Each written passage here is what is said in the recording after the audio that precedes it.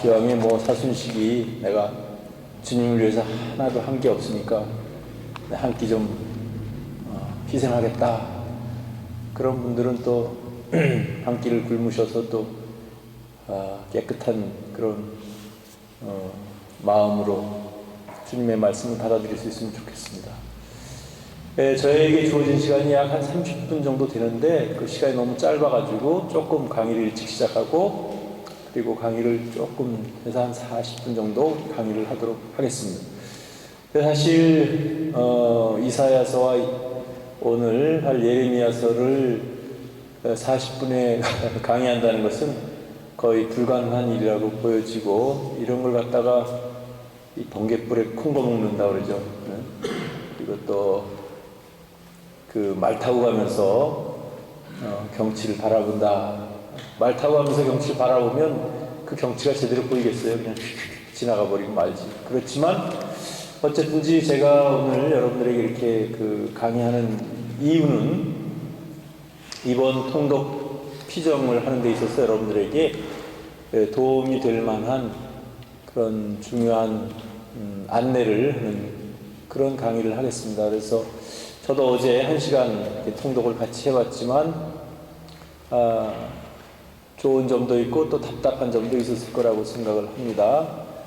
저희가 속했던 그 그룹은 1조였는데 18장까지 이렇게 읽었습니다. 그래서 속도는 잘 났는데 이사야서에 나오는 내용들이 좀 우리가 쉽게 이해할 수 있는 그런 부분들이 아닌 그런 내용들도 있고 그래서 또 어떻게 보면 그런 내용들 때문에 무미한 건조하게 느낄 수도 있겠지만 또 한편으로 보면 여러분들이 그동안 살아오시면서 여기저기서 그래도 특히 사순식이나 이럴 때 보면 들었던 내용들을 성경에서 여러분들이 직접 만나니까 여기에 그 말씀이 쓰여 있었구나 하고 반가운 분도 계셨을 거고 그렇습니다. 그래서 이 통독이라고 하는 것은 그 자체가 기도입니다. 기도.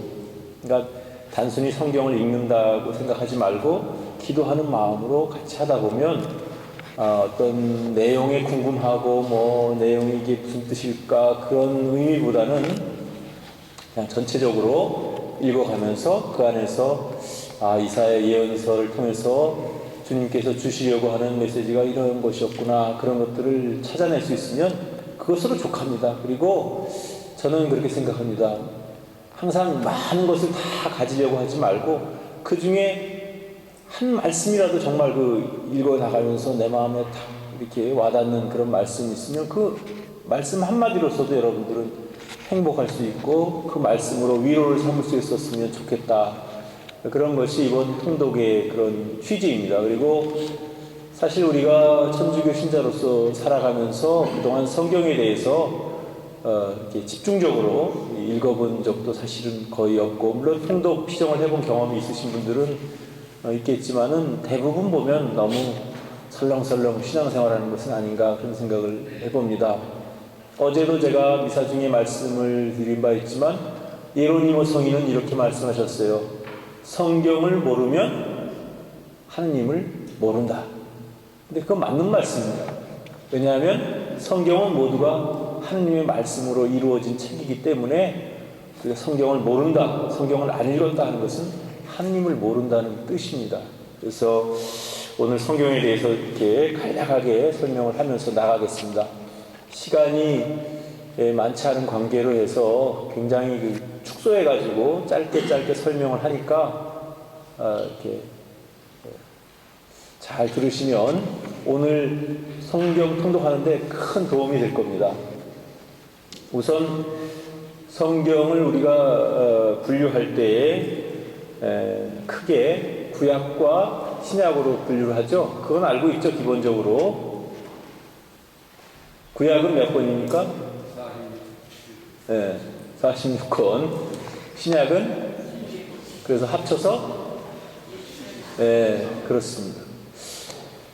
그런데 이제 오늘은 특히 그 중에서도 구약을 하겠는데 구약을 또 4가지로 나눕니다. 크게 4가지로. 이렇게 분류하는 이유는 우리가 잘 이해하고 편수를 나눠 놓음으로써 우리가 이렇게 받아들이기 쉽게 하기 위해서, 이해를 돕기 위해서 나눠 놓는 것이지 처음부터 그게 나눠져 있던 것은 아니에요. 분류가 같은 것끼리 이렇게 나눠 보다 보니, 여러분들 도서관에 가도 책 종류별로 분류를 이렇게 해놓죠. 그것처럼 마찬가지로 이렇게 분류를 해놓은 겁니다. 그래서 구약을 네 분류를 할 수가 있는데, 우선 우리가 성문서 모세오경이라고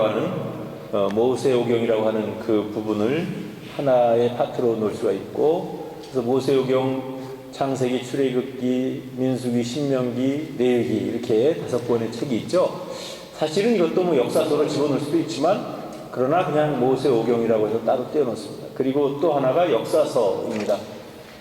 물론 역사책을 기록하는 것처럼 정확한 역사를 정하는 건 아니지만, 대개 이스라엘과 그 근동의 사람들의 어떤 역사적인 사실을 근간으로 해서 써놓은 그런 책들이 역사서에 속하는 그런 책들입니다. 그리고 또 시편 있죠, 시편. 그래서 시서와 지혜서, 잠언이라든지 지혜서 이런 것들이 있어요.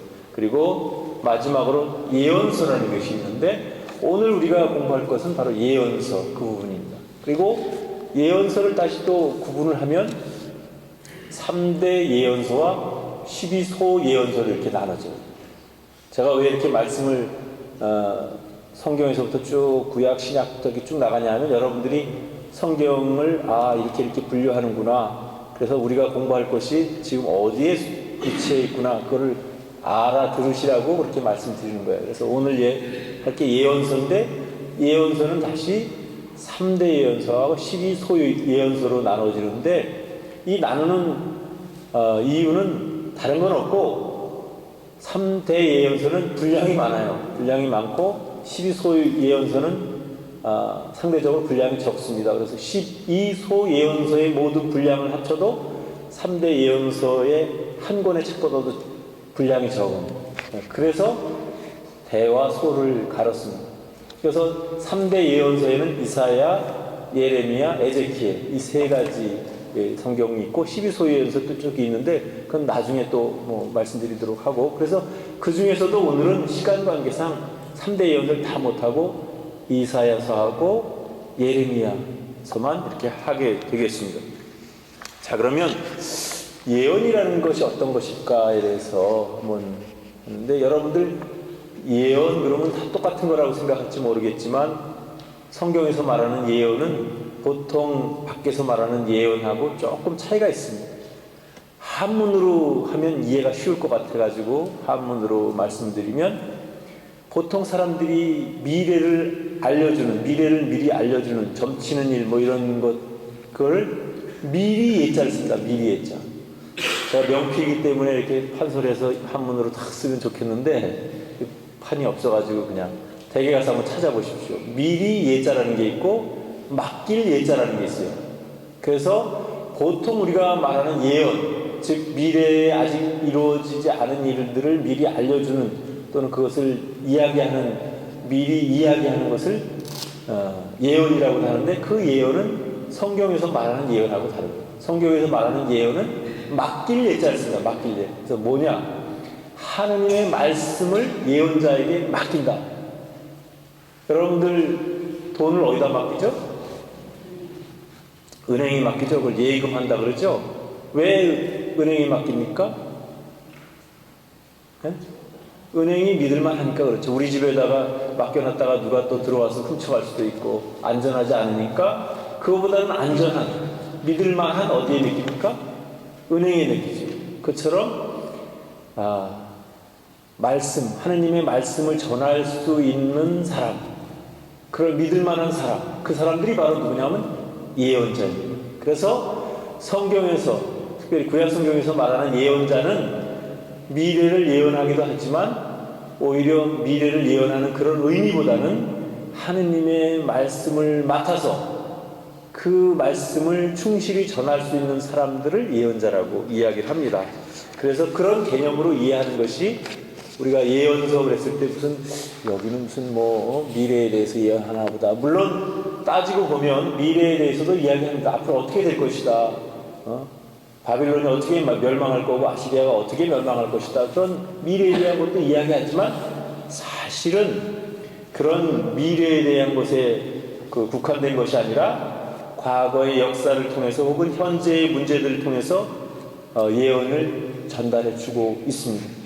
심지어 말씀의 형태가 아니라 예언자의 행동, 예를 들자면 이사야 예언자가 벌개 벗고 3년을 살았다, 알몸으로 3년을 살았다는 그런 행동, 그런 행동들, 그 다음에 그 사람의 생애 혹은 환시, 이사야도 환시를 보죠. 그래서 그런 환시, 행동, 생애 이런 것들을 통해서 예언이 전달됩니다. 그러니까 예언이라고 하는 것은 반드시 말로만 몇 월 며칠 며칠 날 당신 죽을 것이다, 몇 월 며칠 며칠 날 뭐 어떻게 될 것이다, 이렇게 미래에 대한 것을 예언하는 그런 예언자는 주로 점쟁이들 예언자를 의미하는 것이고, 하느님께서 나에게 맡겨주신 것을 이야기하는 예언은 성경에서 말하는 바로 그 예언자입니다.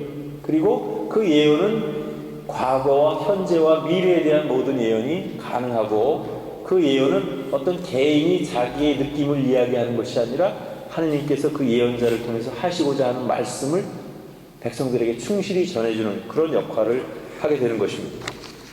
그래서 그러면 구약에서 말하는 예언자의 특징에 대해서 한번 살펴볼 것 같으면, 예언자의 특징은 우선 하느님으로부터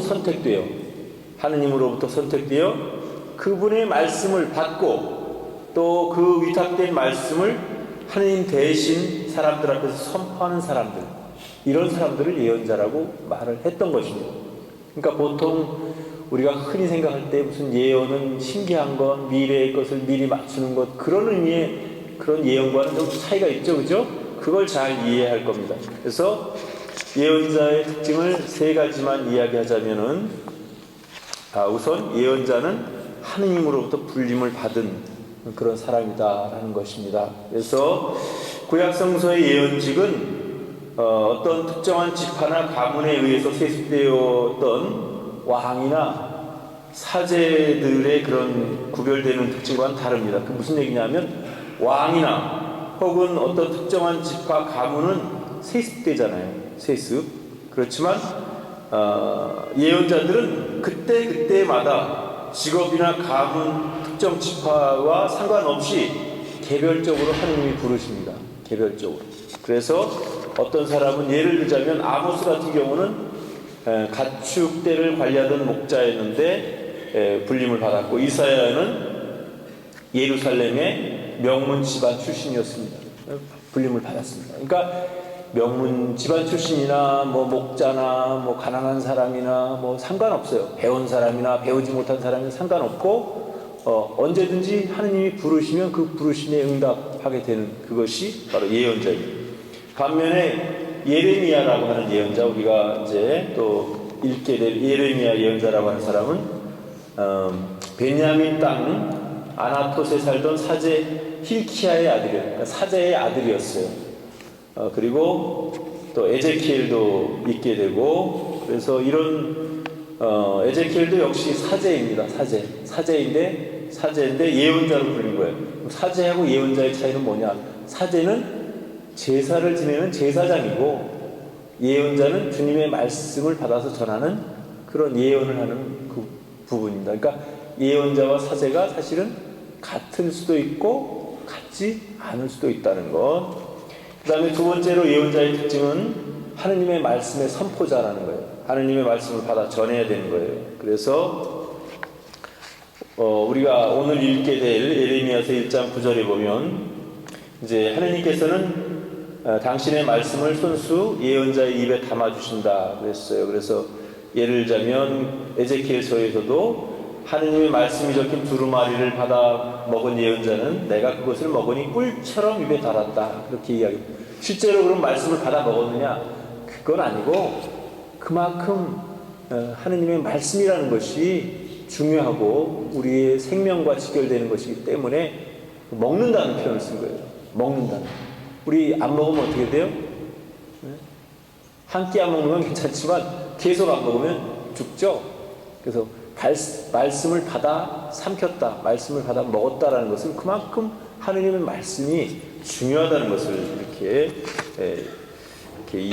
이야기해 주고 있는 겁니다. 그 다음에 세 번째로, 예언자는 하느님으로부터 파견된 자다 하는 겁니다. 예언자를 선택하고 부르시고 사명을 부여하신 하느님께서는 종국에는 그를 부르십니다. 부르시고 또 불러서 거기서 끝나는 게 아니라 파견을 하셔요. 파견, 어디론가 파견하셔요. 그래서 예레미야서 1장 7절에 보면 저는 아이입니다. 하지 마라. 너는 내가 보내면 누구에게나 가야 하고 내가 명령하는 것이면 무엇이나 말해야 한다. 그랬어요. 그래서 예언자는 자기가 좋아하는 사람들이 아니라 하느님께서 당신의 말씀을 들려주기를 원하는 사람에게는 누구에게나 가야 하고 또 자기 이익을 위해서 가는 것이 아니라 하느님의 명령으로 가야 하는 것입니다. 그렇기 때문에 예언자는 자기를 받아들이지 않고 심지어 박해하는 사람들에게까지도 가야 하고 그들이 듣기 싫어하는 말씀을 목숨을 걸고 전해야 했던 것입니다. 그래서 한마디로 말하면 좋은 얘기 가서 그 사람들한테 이익이 될 만한 얘기만 한 것이 아니라 정말 목숨을 걸고 그래서 때로는 목숨이 위태할 정도가 되는 그런 위험한 이야기도 해야 되는 거예요. 왜? 하느님의 말씀을 전달해야 되는 전령이기 때문에 그런 사자이기 때문에 그래서 때로는 주저하게 되고 두려워하게 되고 힘들어하기도 합니다. 그럴 때에 하느님께서 이렇게 말씀하십니다. 그들 앞에서 두려워하지 말아라. 내가 너와 함께 있어 너를 구해줄 것이기 때문이다. 항상 예언자들이 왕이나 고위층한테 가서 올바른 이야기를 하려고 하다 보면 항상 목숨의 위험을 받았어요. 그렇지만 그럴 때 하느님이 들려주신 말씀이 그거예요. 두려워하지 말아라. 내가 너와 함께 있겠다. 어쩌면 이 말씀은 우리에게도 큰 위안이 되는 말씀이에요. 우리도 살다 보면 별의별 일도 많고 별의별 꼴도 많이 당하고 힘들 때도 있고 죽고 싶을 때도 있고 어려울 때도 있고 물론 기쁠 때도 있고 즐거울 때도 있겠지만 그럴 때 우리는 용기를 가져야 돼요. 하느님께서는 나와 함께 계시다. 지금 내 옆에 계시다. 내 등 뒤에 계시다. 그런 것들이 필요합니다. 자, 그러면 어제부터 읽기 시작했던 이사야에 대해서 간단하게 요약을 하겠습니다. 이사야는 모두 66장으로 되어 있습니다. 굉장히 길죠. 근데 여기서 중요한 거 놓치지 말아야 될 게 있어요. 이 이사야는 한 사람이 쓴 것이 아닙니다. 적어도 다른 사람이 세 기간 동안, 그러니까 서로 다른 기간 동안에 쓴 것입니다. 그래서 그걸 학자들은 그냥 분류하기 쉽게 제1 이사야, 제2 이사야, 제3 이사야 이렇게 표현을 합니다. 그러니까 말하자면 그 사람들이 서로 다른 사람이에요. 그리고 다른 시기에 쓰여진 내용이 한꺼번에 이렇게 모여진 것입니다. 그래서 이것은 편의상 제1, 제2, 제3 이렇게 이야기한 거고 엄밀한 의미에서의 이사야라고 하는 예언자는 제1 이사야만 이사야라고 하는 거죠. 근데 성경에 보면 그런 게 있어요. 요즘은 남의 책도 자기 책이라고 갖다가 표절해가지고 내는 세상인데 옛날엔 그렇지 않고 특별히 성경에서는 어떤 유명한 사람이 있으면 그 유명한 사람이 쓴 걸로 자기 책을 흡수를 시켜버려요. 예를 들자면 모세오경, 모세가 쓴 게 아니거든요. 근데 모세라는 사람이 쓴 것처럼 다 흡수를 시켜서 그게 모세오경이 됐고 모세가 됐고. 그러니까 지금하고는 정반대죠. 지금은 남이 써놓은 것도 얼른 이렇게 표절해가지고 자기 거라고 착 해가지고 딱 제출했다가 또 밝혀져가지고 창피당하고 망신당하고 때에 따라서는 교수직에서 박탈당하고 이러지만 과거에는 오히려 이름 없는 내 이름으로 책을 내는 것보다는 이름이 있는 어떤 유명한 분의 이름으로 책을 낸 거예요. 그러니까 이사야가 그런 의미예요. 그래서 제1 이사야는 1장부터 39장까지입니다. 1장부터 39장. 그것이 본래의 이사야예요. 그래서 이 이사야는 기원전 740년경 왕조 시대에 하느님의 부르심을 받고 남유다 왕국에서 활동하던 예언자의 행적을 그리고 그가 이야기한 선포를 수록해 놓은 것이 제1 이사야입니다. 그럼 제2 이사야는 40장부터 55장까지 이 부분은 유배 시대 이제 조금 있으면 이제 이스라엘이 유다가 쫄딱 망해가지고 유배를 가게 됐죠. 그 유배 시대에 그 기원전 587년부터 538년입니다. 그 중반에 그 고된 유배 생활을 하고 있던 이스라엘 백성들에게 위로와 구원의 메시지를 선포했던 신원을 알 수 없는 한 예언자의 말씀을 전하고 있는 것이 제2 이사야입니다. 그러니까 제1 이사야는 유배가 떠나기 전에 그 어지러운 그 이스라엘의 그런 상황을 설명하고 있고, 제2 이사야는 가서 유배 당하면서 그냥 남이 종살이 하니까 얼마나 힘들겠어요. 그 사람들을 위로하기 위해서 쓰여진 이사야가 제2 이사야예요. 마지막으로 56장부터 66장 마지막까지는 유배에서 돌아와서 해방돼서 예루살렘으로 귀환한 직후에 공동체를 재건하기 위해서 노력했던 예언자의 선포를 기록하고 있습니다. 이것을 제3 이사야라고 표현을 합니다. 요게 구분이 돼야지만 이사야를 읽으면서도 이상하다, 뭔가가 좀 잘 안 들어맞는 것 같다, 그런 생각을 없앨 수가 있습니다. 그러면 이사야 예언자에 대해서 간단하게 설명을 하겠습니다. 이사야는 그 말뜻이 히브리 말로 야훼께서 구원하신다, 혹은 야훼는 구원이시다, 구원하신다, 하느님께서 우리를 구원하신다, 그런 뜻이에요. 야훼께서 우리를 구원하신다. 그리고 그 이사야는 기원 760년경에 예루살렘의 명문 가문에서 태어났습니다. 그 후 우찌야 임금이 죽던 해인 기원전 740년에서 739년 20대의 젊은 나이에 하느님의 부르심을 받아 그는 요담, 아하즈, 히즈키야 임금 시대의 예언자로서 활동하는데, 아시리아 임금 산헤립이 예루살렘을 위협하던 기원전 701년까지 약 40년 동안 하느님의 말씀을 선포하였습니다.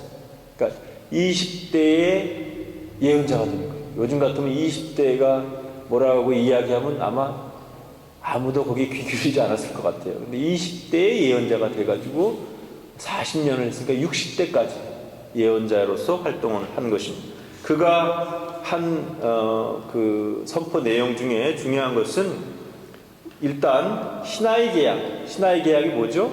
모세와 하느님 사이에 맺어졌던 10계명을 중심으로 한 그 계약이죠.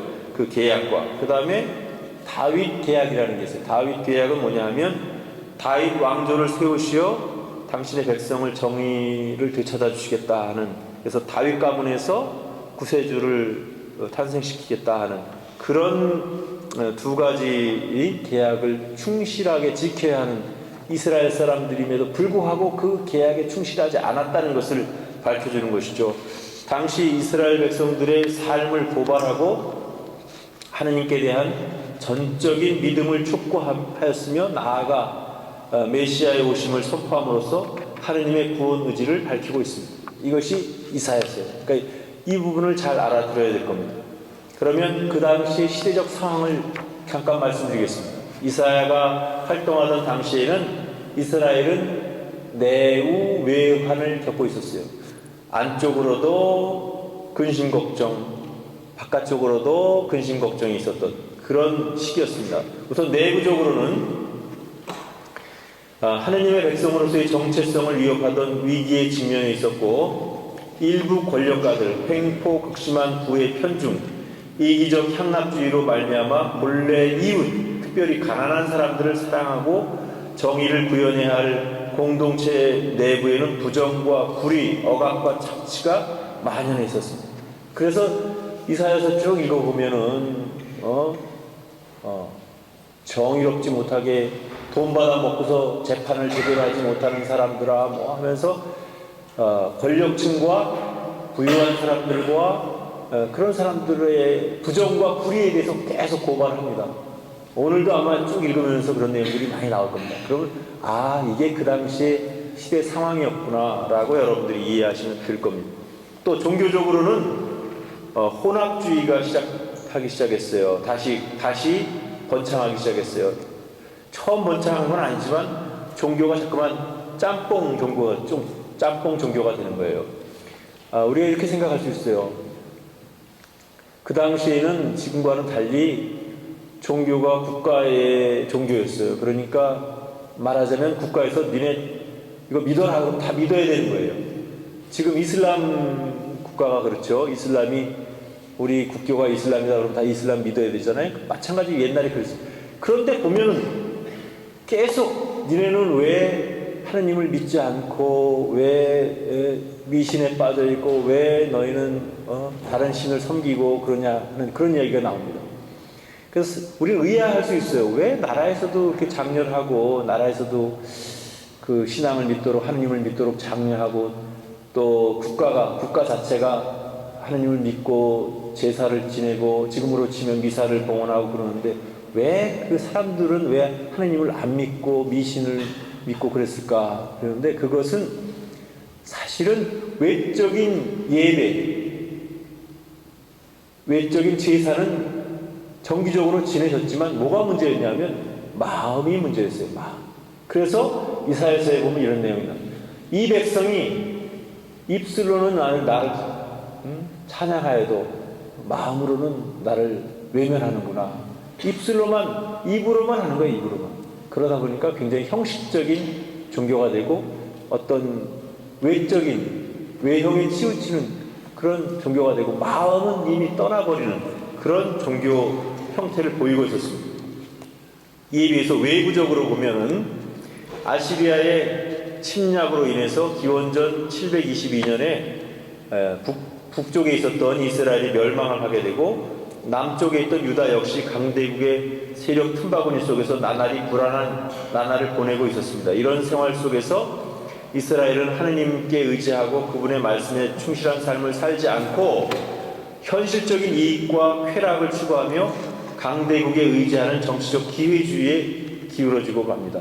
이러한 행위는 결국 하느님이 자신의 주님이심을 거부하고 그분의 권능을 부정했던 당시 이스라엘의 잘못된 삶의 모습을 단적으로 보여주고 있습니다. 그래서 거기 그 부분에 대해서도 많이 나오고 있죠. 그래서 하여튼 어쨌든지 이렇게 그 당시의 상황이 내적으로는 어떤 자기 스스로들 정의롭지 못한 그래서 부자가 판을 치고 쾌락이 하고 지금처럼 물질이 너무 이렇게 물질주의적인 그런 사고방식이 쌓여 있었고 또 종교적으로도 혼합주의적인 짬뽕 종교가 판을 치고 있었고 그리고 정치적으로는 호시탐탐 침공을 노리는 아시리아의 그런 또 이집트가 있고 이집트의 그 위험 요소 속에서 정치적으로도 불안하고 또 내적으로도 불안하고 경제적으로도 보면 정의가 실천되지 않았고 부자들이 불의한 일을 저지르면서 돈을 믿기로 해서 가난한 사람들을 억압하던 그런 상황이었다는 것을 여러분들이 잘 아시면 이사야에 나오는 그런 내용들을 조금은 이해할 수 있는 그런 기회가 될 겁니다. 그래서 전체적인 그 예언서의 전체적인 구조를 보면 첫 번째는 이스라엘에 대한 심판이 예고되고 있습니다. 두 번째로는 이방 민족들에 대한 불행이 선포되고 있습니다. 그래서 바빌론이라든지 그 다음에 아시리아라든지 모압이라든지 그런 주변에 있는 나라들에 대한 과거에 이제 이렇게 불행하게 될 거라는 망하게 될 거라는 그런 선포가 되고 있고 세 번째로는 이스라엘에 대한 구원 약속이 그 안에 담겨져 있습니다. 그래서 이렇게 이스라엘에 대한 심판, 이방 민족에 대한 불행 선포, 그러나 이스라엘을 포기하지 않고 이스라엘에 대한 구원을 약속하신 그런 주제들이 중심적으로 이렇게 쭉 전개가 되고 있습니다. 그래서 좀 더 자세한 내용들을 많이 이야기하고 싶지만 그 시간 관계상 넘어뛰고요. 예레미야서로 가도록 하겠습니다. 예레미야는 우선 그 뜻이 주님께서 던지시다, 주님께서 급히 보내시다라는 그런 내용이에요. 예레미야라는 말뜻이. 근데 참 성경을 읽으면서 참 어려운 것이 이름이 굉장히 많이 나와요. 그것도 우리하고는 다른 이름이죠. 우리는 홍길동, 김철수, 무슨 순자, 영희 이런 이름이 나오니까 우리는 친근한데 이게 무슨 여러 가지 뭐 이상한 예레미야는 뭐 이사야는 이런 이름이 나오는데 특이하게도 이 히브리의 이름 속에는 거의 대부분 다 뜻이 있어요. 그래서 이사야는 아까 뭐라 그랬죠? 야훼께서 우리를 구원하신다는 뜻이 있다고 그랬죠. 예레미야는 야훼께서 던지신다 혹은 급히 파견하신다, 보내시다 이런 뜻이 있다고 그랬어요. 이것은 곧 무너지고 말 또 곧 무너질 것 같은 유다 왕국의 예언자를 급히 보내시는 하느님의 의지가 반영된 그런 이름이라고 볼 수가 있습니다. 급히 어디로 보내셨어요? 유다로 보내셨다, 예레미야를. 그래서 예레미야는 600 기원전이에요. 기원전 BC 650년경에 예루살렘의 북동쪽으로부터 약 6km 떨어진 작은 마을 아나토시라는 그런 곳에서 사제인 힐키야의 아들로 태어났습니다. 아버지가 사제예요. 그리고 그가 하느님의 부르심을 받고 예언 활동을 시작한 것은 요시야 임금 때. 요시야 임금 얘기가 또 나올 겁니다. 예레미야서를 읽다 보면. 그리고 당시 예레미야는 이사야와 마찬가지로 20대 젊은 나이였어요. 그 후 그런 남왕국 유다가 바빌론 제국에 의해서 멸망되는 기원전 587년까지 약 40년간 긴 기간 동안 예언직을 수행하게 됩니다. 그러니까 이사야하고 좀 비슷한 면이 많이 있죠. 하느님으로부터 소명받은 것이 20대 때 소명을 받았고 또 40년 동안 활동을 했으니까 거의 이렇게 비슷한 그런 내용인데, 특별히 예레미야 예언자를 말씀의 예언자라고 이렇게 부르고 있는데, 그것은 예레미야의 생애와 선포 말씀을 전하고 있는 예언서의 내용들이 하느님의 말씀과 더불어 살았던 말씀의 예언자라는 것을 전해주고 있습니다. 그래서 사실 예레미야는 이사야보다는 훨씬 더 고생을 많이 했어요. 죽을 위험도 많이 당했고 그렇게. 그래서 특별히 예레미야 예언서에는 5개의 유명한 5개의 고백록이 있습니다. 예레미야의 고백록이라고 하는 부분이 있는데, 그 부분을 여러분들이 읽으시면 이제 오늘 읽어 나가실 거예요. 그래서 거기에 보면 예언자로서 자신이 겪었던 신앙적인 그런 갈등과 회의, 그런 것들을 인간적인 모습으로 바라보고 있는 그런 내용들이 나오고 있어요. 그 다음에 생명의 원천이신 하느님을 저버리고 마음이 갈라졌던 이스라엘에 대한 질책의 말씀은 우리의 충실치 못한 삶을 반성하게 하며 영원한 계약에 대한 그의 선포는 예수 그리스도께서 당신의 피로써 맺으시게 될 결정적인 새로운 계약을 향한 전망을 제시해 주고 있습니다. 그래서 그 예레미야를 설명하기 위해서는 그 예레미야가 활동했던 그런 시대와 그 활동 시기별로 이렇게 나눠서 설명을 해야 되는데, 그것도 좀 제가 빼도록 하고요. 이제 시간이 거의 다 됐으니까 제가 예레미야 예언자의 소명에 대해서 말씀을 드리도록 하겠습니다. 예레미야 예언자의 소명은 예레미야가 하느님의 말씀을 전하는 도구로서 부르심을 받은 이야기는 예언서의 첫 부분에 전해지고 있습니다. 1장 4절부터 19절 사이에 전해지고 있어요. 하느님의 소명은 예언자의 전 삶을 지배하는 결정적인 체험으로서 여기에는 부름받은 이의 신앙과 예언자로서의 정체 그리고 수행해야 할 사명들이 묘사되고 있습니다. 그래서 1장 4절에 보면 이런 내용이 나옵니다. 주님의 말씀이 나에게 이렇게 내렸다, 그런 표현을 쓰는데, 이처럼 예언자는 자기가 그냥 마음대로 전하는 것이 아니라 주님의 말씀이 나에게 내려야지만 전할 수 있게 된다는 것을 우리가 알 수 있습니다. 이 말씀의 체험은 이제 예레미야의 삶의 결정적인 전기가 됩니다. 그리고 그가 겪게 되는 여러 가지 사건들을 통해서 점점 심화되어 나가고 성장해 나갑니다. 그리고 6절에 보면은 1장 6절에 보면 하느님의 부르심을 받은 예레미야는 주 하느님, 저는 아이라서 말할 줄을 모릅니다 라고 주저를 합니다. 이런 모습은 오늘날에도 다양한 형태로 사명회로 초대하시는 하느님의 부르심을 부담스러워하며 회피하고자 하는 우리 자신들의 태도를 연상시켜 줍니다. 하지만 당신의 도구로서의 선택은 인간 생명의 참된 주인이신 하느님의 전적인 권한이다. 그랬습니다. 그래서 하느님께서는 이렇게 말씀하십니다. 7절에 내가 너를 보내면 너는 누구에게나 가야 하고 내가 명령하는 것이면 무엇이나 말해야 한다. 이 말씀은 하느님의 말씀을 전하는 이가 가져야 할 가장 근본적인 자세를 제시해 주고 있습니다. 즉 하느님의 사람은 자신이 선호하고 자신에게 편한 이들만이 아니라 비록 생각을 달리하고 그를 미워하고 심지어 박해하는 이들일지라도 하느님께서 원하시면 누구에게나 가야 한다는 것입니다. 또한 사람들이 듣기 좋은 말이나 자신이 판단하기에 유리하다고 생각되는 말뿐만이 아니라 비록 청중이 듣기 싫어하고 외면하는 말일지라도 하느님께서 명령하시면 무엇이나 충실히 전해야 한다는 것입니다. 이것이 이제 예언자의 사명인데, 그렇기 때문에 아까도 얘기했지만 예언자들이 참 고통을 받고 또 심지어 박해를 받고 때로는 목숨을 잃는 그런 일들이 있었던 것입니다.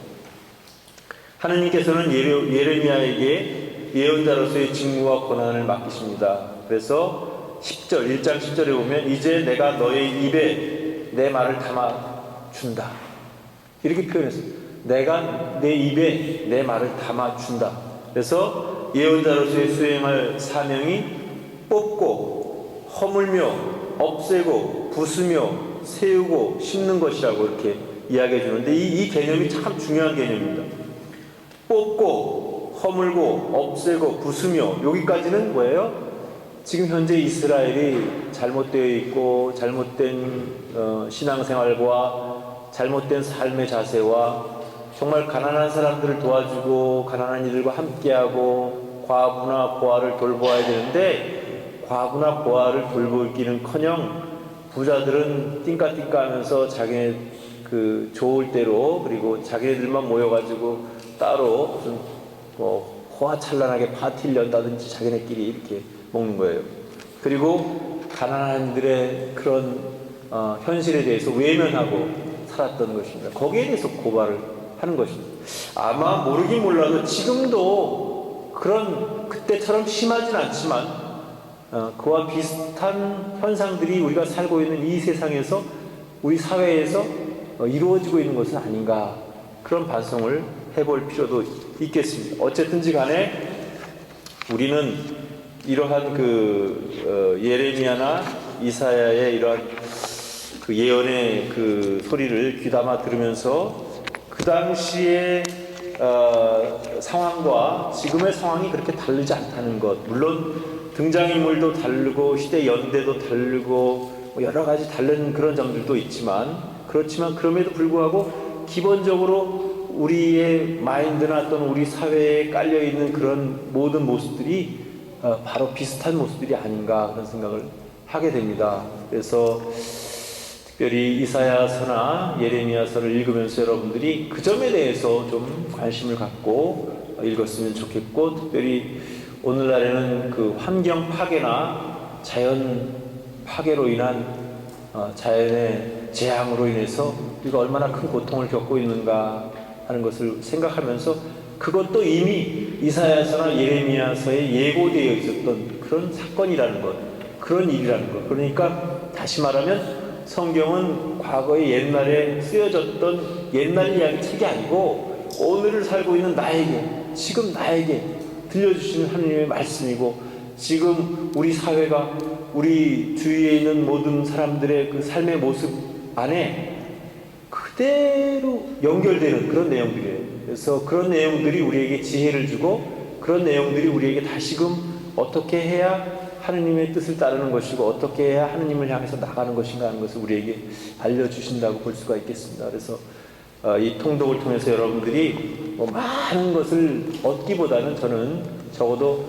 성경에 이런 매력이 있었구나, 또 성경 말씀 중에 이런 말씀은 정말 내가 참 마음에 새기고 싶구나 하는 그런 한두 가지만 여러분들이 갖게 된다 하더라도 그 자체만으로도 큰 효과가 있는 것이고, 또 이런 것이 계기가 돼서 여러분들이 성경에 맞들이고 또 성경을 통해 가지고 주님께 가까이 나아갈 수 있는, 주님의 뜻을 헤아리고 주님의 자녀답게 살 수 있는 그런 기회가 되기를 진심으로 바라고, 오늘 통독과 또 어떤 십자가의 길 예식과 또 끝으로 이제 떼제 미사라는 양식을 통해서 오늘 하루 피정을 마칠 텐데, 그런 모든 것 중에서 다 좋을 수는 없겠죠. 처음부터 다까지 마음에 들 수는 없겠죠. 근데 여러분들에게 마음에 드는 데가 한 군데는 있을 거예요. 그리고 그 마음에 드는 마음, 내 마음을 쏙 빼앗는 거기에다 여러분들 마음을 열게 되면 여러분들도 이 피정의 은총을 더